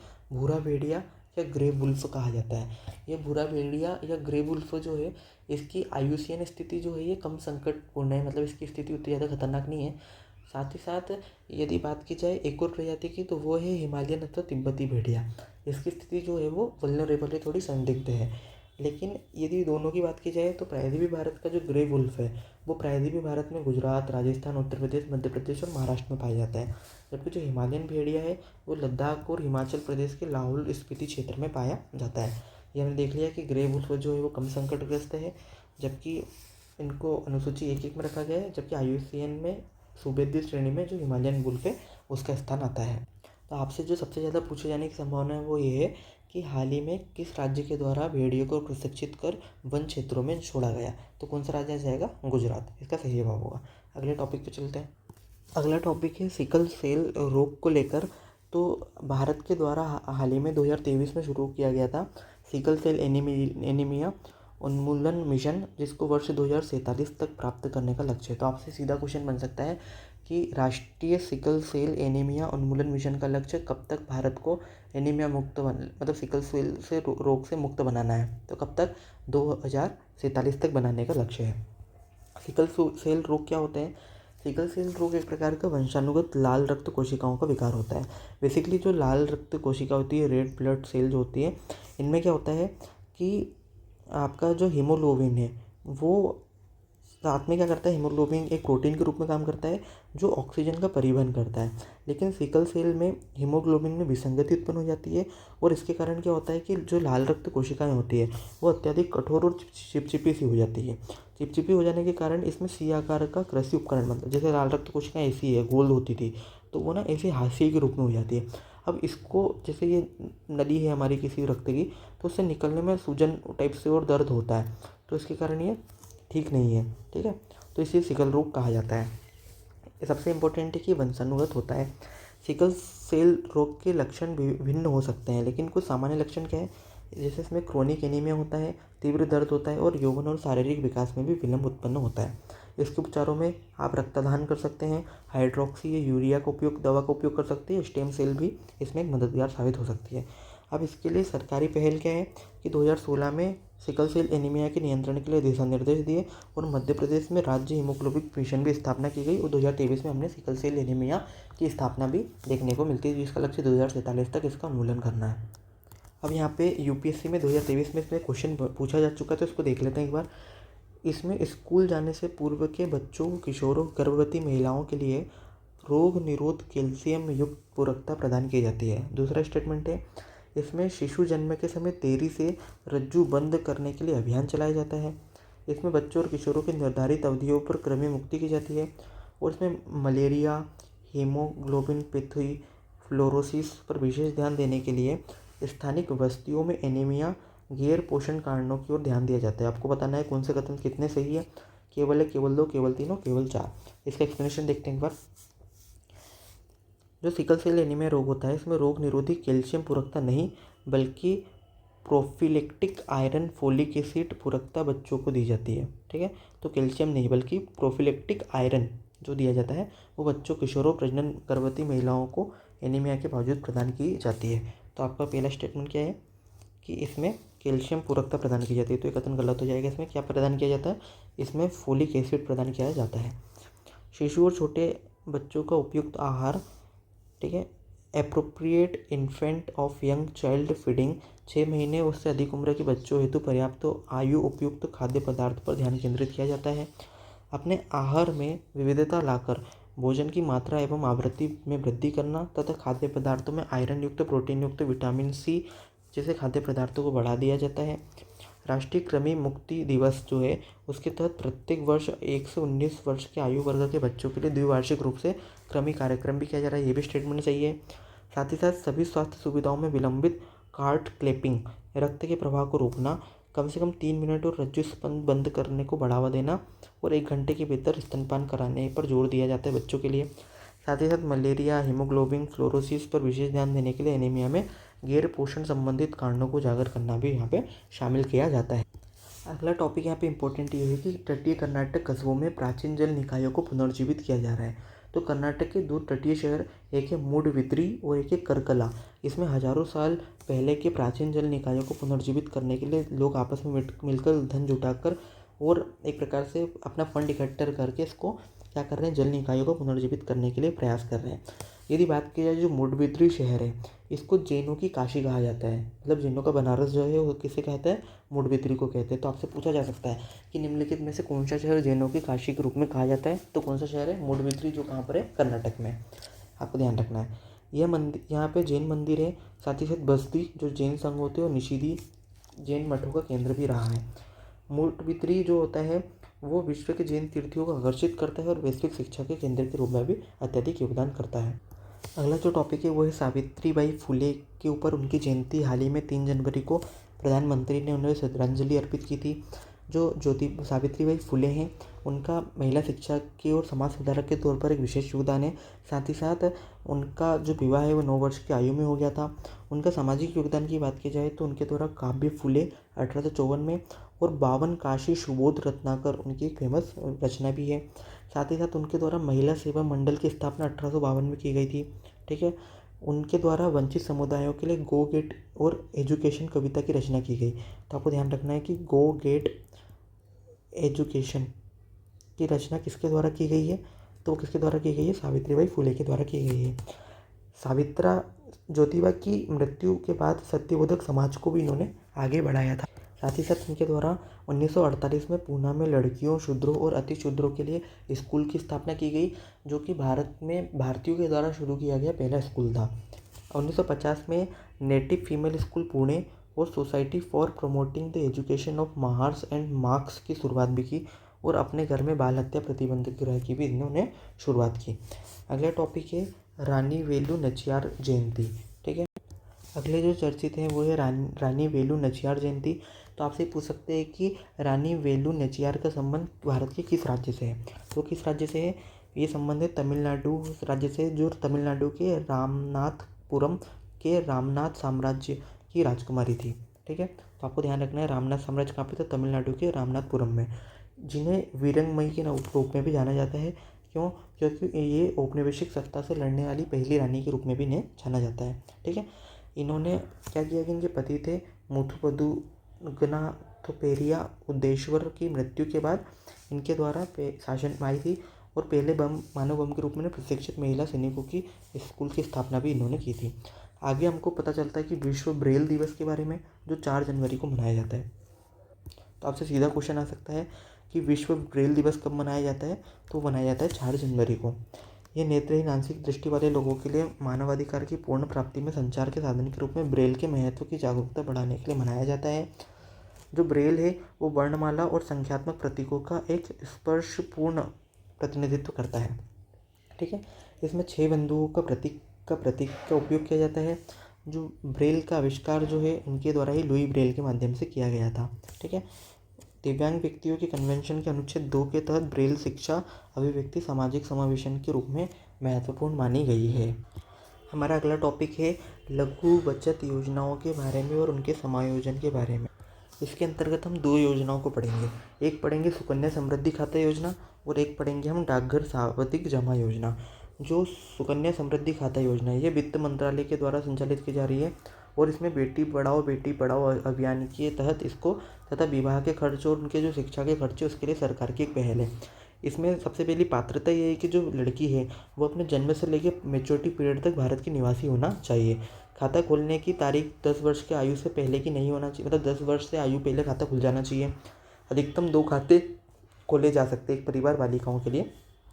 ठीक है, जिसमें पहले और दूसरे यदि बच्चा जुड़वा हो तो 3 खाते खोल सकते हैं। न्यूनतम राशि 250 रुपये से लेके 1.5 लाख रुपये तक प्रतिवर्ष हो सकती है और इसकी अवधि जो होगी वो 21 वर्ष की होगी। इस योजना में ब्याज दर सर्वाधिक है। यदि डाकघर सावधिक जमा योजना की बात की जाए तो इसको इंडिया पोस्ट पेमेंट बैंक के द्वारा संचालित किया जा रहा है और इसमें भी यदि देखा जाए तो परिपक्वता होती 4 श्रेणियों में बांटी गई है। एक है मेच्योरिटी पीरियड 1 वर्ष का, एक है 2 वर्ष का, एक है 3 वर्ष का और एक है 5 वर्ष का। ठीक है, इसमें आप 100 रुपये के गुणक में 1000 रुपये से लेकर इसकी कोई लिमिट नहीं, अधिकतम कितने भी रुपए जमा कर सकते हैं। और ये आयकर अधिनियम 1961 की धारा 80C के तहत 5 वर्षीय खाते के लिए आयकर लाभ प्रदान करता है। ठीक है, तो आपको ये ध्यान रखना है। चलते अगले टॉपिक पे। अगला टॉपिक ये है कि बुक्सा टाइगर रिजर्व के ऊपर है। सबसे पहले आपसे क्वेश्चन ये बन सकता है, जोड़ी में दे सकता है दूसरा टाइगर रिजर्व के साथ में एक जोड़ी बुक्सा टाइगर रिजर्व की हो सकती है। तो कहाँ पर है? ये वेस्ट बंगाल में। वेस्ट बंगाल के बुक्सा टाइगर रिजर्व में 23 साल के अंतराल के बाद आपको बाघ देखने को मिले हैं। अब इससे संबंधित तथ्य हो सकते हैं। एक क्वेश्चन का पैटर्न ऐसा हो सकता है कि वो आपको ना इन्फॉर्मेशन दे देगा ऊपर और आपसे पूछेगा कि किसके बारे में चर्चा की गई है। तो आपको इन्फॉर्मेशन क्या दे दी, जैसे उसने दे दिया कि उत्तरी बंगाल के अलीद्वारपुर जिले में स्थित नेशनल पार्क है। दूसरा, ये सिचुला पहाड़ी श्रृंखला में स्थित है। इसकी सीमा उत्तर में भूटान की अंतर्राष्ट्रीय सीमा से, इसके पूर्व में मानस टाइगर रिजर्व से और दक्षिण पूर्व में क्या करता है, जल्दपारा नेशनल पार्क से सीमा साझा करता है। इसके तहत संकोश, रेदक, जयंती, चुर्निया, तुरतुरी, फशखवा, दीमा और नूनानी नदियाँ इससे निकलती है। तो आपको ध्यान रखना है ये सब इन्फॉर्मेशन जो है किससे संबंधित है, वो सब इन्फॉर्मेशन जो है वो बुक्सा टाइगर रिजर्व से संबंधित है। ठीक है, आगे यहाँ पे बताया गया है कि national tiger reserve conservation authority जो NTCA है उसने इस रिजर्व को कनेक्टिविटी कॉरिडोर कनेक्टिविटी की सीमा जो है वो उत्तर भूटान के जंगलों से, मानस टाइगर रिजर्व से और जल्दपारा राष्ट्रीय उद्यान से, जल्दपारा राष्ट्रीय उद्यान यहाँ पे आएगा, तो जल्दपारा राष्ट्रीय उद्यान से की है। ठीक है, रिजर्व की कनेक्टिविटी बंगाल के बाघों के प्रवासन और उनकी आनुवंशिक विविधता को बढ़ावा देगी। साथ ही साथ यहाँ पर साल, चैंप, गमर, सिमोल और चिक्रासी नामक की वनस्पतियाँ हैं। एशियाई हाथी पाए जाते हैं। भारत बाइसिन पाया जाता है। जंगली कुत्ते या ढोल जिन्हें कहते हैं वो पाए जाते हैं। तेंदुआ बिल्ली पाई जाती है। बंगाल फ्लोरिकन यहाँ पे पाए जाते हैं। पेंगोलिन की प्रजाति पाई जाती है। हॉग हिरण पाया जाता है। लेकिन आप देखेंगे कि मानव शिकार और संघर्ष के कारण लगातार यहाँ पर क्या देखने को मिलेगा, आपकी इनकी संख्या में लगातार कटौती देखने को मिलेगी। अब भारत के कुल फिलहाल में 55 अभ्यारण्य हैं, जिनमें से आपका जो 54वां अभ्यारण्य वो कौन सा है, 54th, वो है वीरांगना दुर्गावती टाइगर रिजर्व जो मध्य प्रदेश में है। तो वीरांगना दुर्गावती टाइगर रिजर्व MP में है। और 55वें नंबर पर है जो वो क्या है, धोलापुरा करोली टाइगर रिजर्व। तो धोलापुरा कलोरी टाइगर रिजर्व जो कहाँ पर है, जो राजस्थान में है। तो ये आपको मिले थे 54 तो 55। तो इसमें आपको कुछ जैसे टाइगर रिजर्व के बारे में बताया गया है। जैसे सबसे आपका जो राजा जी है वो कहाँ पर है, उत्तराखंड में है। जिम कॉर्बेट जो है वो भी उत्तराखंड में है। फिर आपके उत्तर प्रदेश के कुछ टाइगर रिजर्व है यहाँ पर, जैसे पीलीभीत और दुधवा, 2 फेमस टाइगर रिजर्व जो है वो उत्तर प्रदेश के हो गए। फिर यहाँ पर जैसे वेस्ट बंगाल का एक ही आपने पढ़ा भी, बुक्सा टाइगर रिजर्व। ठीक है, इसी प्रकार बिहार में है वाल्मीकि टाइगर रिजर्व। तो बिहार में हो गया वाल्मीकि। बुक्सा वेस्ट बंगाल का। मानस, औरंग, ये दोनों कहाँ के हो गए, असम के। तो मानस और औरंग हो गया असम का। साथ ही साथ नामेरी और काजीरंगा भी जो है वो भी असम के हो गए। फिर आपके 2 टाइगर रिजर्व जो है वो अरुणाचल प्रदेश में, पक्के टाइगर रिजर्व और कमलांग टाइगर रिजर्व। ठीक है, इसी प्रकार अरुणाचल प्रदेश में एक और है नामदफा। तो आप यहाँ पे अरुणाचल प्रदेश के 3 ऐड कर लीजिए।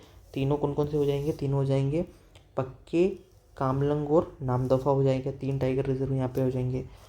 फिर एक मिजोरम का है दम्फा टाइगर रिजर्व, ठीक है। अगला जो टाइगर रिजर्व है वो पलामू झारखंड में है, ठीक है। फिर आपको यहाँ पे याद रखना है एक और टाइगर रिजर्व गुरु घासीगढ़ जो छत्तीसगढ़ में है। फिर ये आपका सुंदरबन तो वेस्ट बंगाल में सबसे फेमस है ही। सिमलीपाल जो है वो उड़ीसा में है, उड़ीसा का एक और है सतकोशिया। फिर छत्तीसगढ़ के आपके 2 और हैं, एक है गुरु घासीगढ़ और एक है उदंती, ठीक है।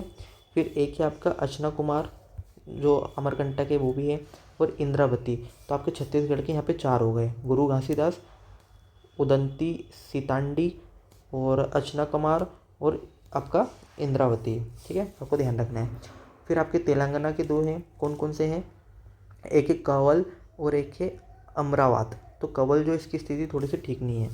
फिर आपका जो आंध्र प्रदेश है वहाँ पर कौन सा है? नागार्जुन सागर श्रीशैलम जो इसका एरिया सबसे बड़ा है। फिर तमिलनाडु के यहाँ पे आपको देखेंगे मधुमलाई, सत्यमंगलम, अन्नामलाई, श्रीविल्पुतुरा, ठीक है, और कालकड़। तो आपको यहाँ के देखने को। फिर केरल में आपको देखने को मिलेंगे 2, एक है परम्बिकुलम और एक है पेरियार। फिर कर्नाटक के यहाँ पर है 4-5, कौन कौन से हैं? यहाँ पे है पंडेली अंसी काली, फिर एक है बांद्रा, फिर एक भद्रा, एक है बिलगिरी रंगपट्टनम, फिर एक है नागरहोल और एक है बांदीपुर, ठीक है। फिर आपको महाराष्ट्र में भी बहुत सारे हैं। महाराष्ट्र में कौन कौन से हैं? मेलघाट, पेंच, भोर, तोड़ा अंधेरी, नागजीरा और सह्याद्री, ठीक है। फिर मध्य प्रदेश में पेंच, सतपुड़ा, कान्हा, ठीक है, बांधवगढ़ यहाँ पे है, और यहाँ पर भी एक है, क्या नाम है? संजय धुबरी। फिर राजस्थान के कुछ इंपॉर्टेंट है, कौन कौन से? सरिस्का, रणथंभौर, रामगढ़, ठीक है, और मुकुंदरा हिल्स, और एक पन्ना भी एमपी का है। तो हमने ओवरऑल सबके डिस्कस करिए। आप एक बार 2 बार इसको रिवाइज करिए, आपको याद हो जाना चाहिए क्योंकि एग्जाम में पूछे जाते हैं। फिर तथ्य क्या है? जो एनटीसीए सिफारिश करता है वो राज्य सरकार के किसी भी क्षेत्र को बाघ संरक्षण रिजर्व के रूप में अधिसूचित कर सकती है। सबसे बड़ा बाघ अभ्यारण्य जो कोर क्षेत्र के हिसाब से देखें तो सबसे बड़ा कौन सा है? वो है नागार्जुन सागर श्रीशैलम आंध्र प्रदेश। तो आपको ध्यान रखना है सबसे बड़ा कोर क्षेत्र के हिसाब से, क्योंकि जो बाघ अभ्यारण्य बायोस्फीयर रिजर्व होते हैं उसमें 3 क्षेत्र होते हैं। एक होता है कोर एरिया, एक होता है बफर एरिया, ठीक है, और एक होता है आउटर एरिया। तो आपको ध्यान रखना है जो कोर एरिया है वो प्रतिबंधित क्षेत्र होता है, यहाँ पे मानवीय गतिविधियाँ बिल्कुल प्रतिबंधित होती है, लेकिन आउटर क्षेत्र में कुछ गतिविधियाँ चालू भी होती है। तो सबसे बड़ा कोर क्षेत्र के हिसाब से सबसे बड़ा कौन सा है? वो सबसे बड़ा है सबसे बड़ा जो है वो नागार्जुन सागर श्रीशैलम है जो आंध्र प्रदेश में है। फिर सबसे छोटा बाघ अभ्यारण्य कौन सा है? तो वो ओरंग क्षेत्र है, ओरंग असम। सर्वाधिक बाघ आबादी वाला राज्य मध्य प्रदेश है, और सर्वाधिक बाघ घनत्व जो है वो कहाँ पर है? उत्तराखंड के कार्बेट में पाए जाते हैं। अब यहाँ पे पश्चिम बंगाल का जो बुक्सा टाइगर रिजर्व होता है उसके अलावा भी यहाँ पर आपको 5 और राष्ट्रीय उद्यान यहाँ पे देखने को मिल जाएंगे। इसमें है कि गोरुमारा राष्ट्रीय उद्यान, एक है सुंदरबन राष्ट्रीय उद्यान, एक है नेवारा वैली राष्ट्रीय उद्यान, सिंगालीला राष्ट्रीय उद्यान, और एक है जल्दपारा राष्ट्रीय उद्यान। तो सिंगालीला आप ध्यान रख लीजिएगा, बाकी तो आपको याद होंगे, और एक नेवारा भी सुंदर वैली आप ध्यान रख लीजिएगा, ठीक है। जैसे यूपीएससी में 2020 में क्वेश्चन पूछा गया था कि क्रिटिकल टाइगर हैबिटेट के अंतर्गत सबसे बड़ा क्षेत्र किसके पास है, तो आपको अभी हमने पढ़ा कि नागार्जुन सागर श्रीशैलम इसका सही जवाब है। अब यदि बात की जाए क्रिटिकल टाइगर हैबिटेट तो वो क्या होता है?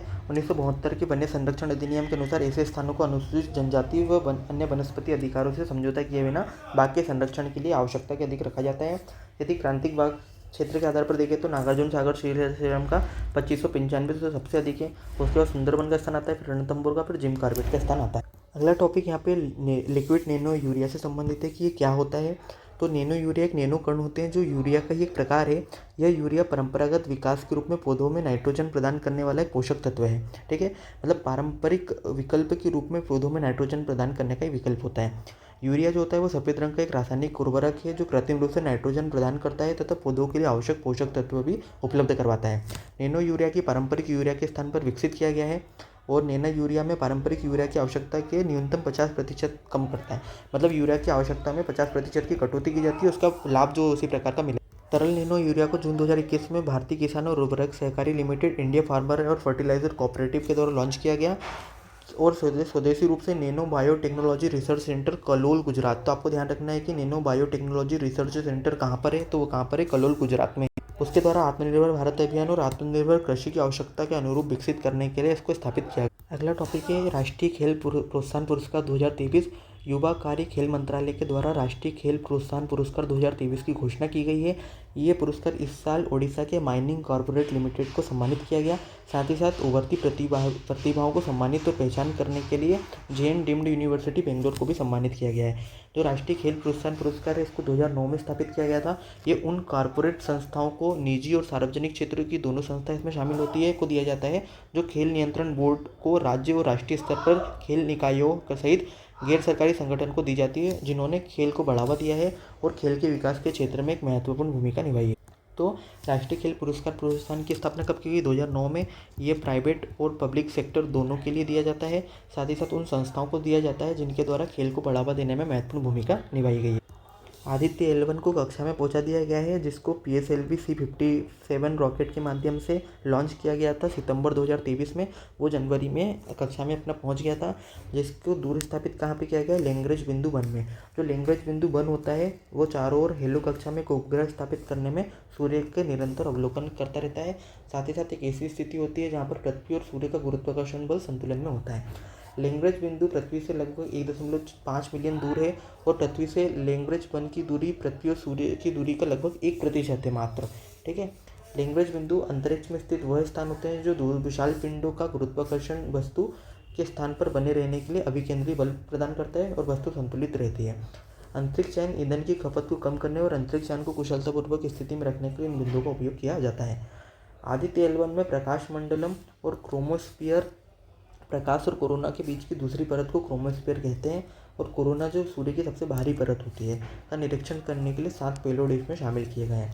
इसका उद्देश्य coronal heating, coronal mass ejection, अंतरिक्ष मौसम की गतिशीलता और कण व क्षेत्र प्रसार के महत्वपूर्ण चीज़ों के बारे में जानकारी जुटाना है। तो आपको ध्यान रखना है आदित्य L1 का संबंध किससे है? तो ये सूर्य पर किया गया एक मिशन है। इसको कहाँ पे स्थापित किया जा रहा है? L1 बिंदु पर स्थापित किया जा रहा है। L1 बिंदु क्या होती है? जहाँ पर दो पिंडों का गुरुत्वाकर्षण बल संतुलन में होता है तथा जो कृत्रिम उपग्रह होते हैं उनके लिए कम ईंधन में अत्यधिक रूप से स्थायी रूप से कार्य करने के लिए व्यवस्था की जाती है। यदि बात की जाए लैग्रेंज पॉइंट की, तो ये अर्थ है, ठीक है, ये मून है और ये आपका सन है। तो जो अर्थ और सन के बीच जो होते हैं वो 5 लैग्रेंज पॉइंट है। जो L1 है वो यहाँ पर है, आदित्य L1 जो सन और अर्थ के बीच में है। इसके अलावा L3 जो है वो सन के अपोजिट साइड में, पीछे साइड में है, और L2 जो है वो अर्थ के अपोजिट साइड में है। ये तीनों एक रेखा में है। वहीं पे L5 जो और L4 जो है वो समद्विबाहु त्रिभुज के आपको क्रम में देखने को मिलेंगे। ठीक है, तो आपको ध्यान रखना है। यहीं पे एक बारली जनजाति काफ़ी ज़्यादा चर्चा में थी, जो तेंदुओं को लेकर सह अस्तित्व के संबंध में थी, कि जो बारली जनजाति है वो महाराष्ट्र में पाए जाने वाले संजय गांधी राष्ट्रीय उद्यान के तहत वहाँ की जनजाति जो है उनसे किस प्रकार सह अस्तित्व के रूप में साथ में रह रही है। तो बारली जनजाति जो है वो तारपा संगीत वाद्य यंत्र और तारपा नृत्य को करती है तथा ये मात्र प्रकृति की अवधारणाओं में भी विश्वास करती है।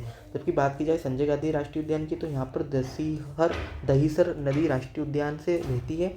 आपको ध्यान रखना है कि दहीसर नदी कहाँ से बहती है? तो दहीसर नदी जो है वो कहाँ से बहती है? वो संजय गांधी राष्ट्रीय उद्यान से होकर बहती है तथा मानसून के दौरान मनोरंजन का एक महत्वपूर्ण केंद्र भी यह स्थल रहता है। दोस्तों इस वीडियो के पार्ट में इतना ही। मिलते हैं अगले पार्ट में, नेक्स्ट वीडियो में, और हम जल्दी ये पूरे करंट अफेयर को कवर कर लेंगे। करीब हमको यहाँ से यदि आप डेली सुनते रहेंगे तो आपको करीब 12 वीडियो के आसपास में ये पूरा कवर हो जाएगा आपका इस साल का 2024 का। ठीक है, तो आपको, और ये आपका कंप्लीट है, इसके अलावा आपको कुछ भी पढ़ने की ज़रूरत नहीं है। और यदि आपने ये पढ़ लिया तो आपको ये भी नहीं लगेगा कि आपका कोई हिस्सा छूट रहा है, आपका सारा हिस्सा कवर होगा और ये आपके UPSC में, UPPCSC और BRPSC तीनों में काम आने वाला है। क्योंकि बहुत सारे स्टूडेंट ऐसे होते हैं जो इन तीनों एग्ज़ाम में बैठते हैं, इन तीनों एग्ज़ाम की तैयारी करते हैं। साथ ही साथ जो दूसरे एग्ज़ाम्स आपके होंगे उसके भी करंट अफेयर इनसे बन जाएंगे आपके। ठीक है, तो चलिए मिलते हैं आप नेक्स्ट वीडियो में, नेक्स्ट पार्ट में।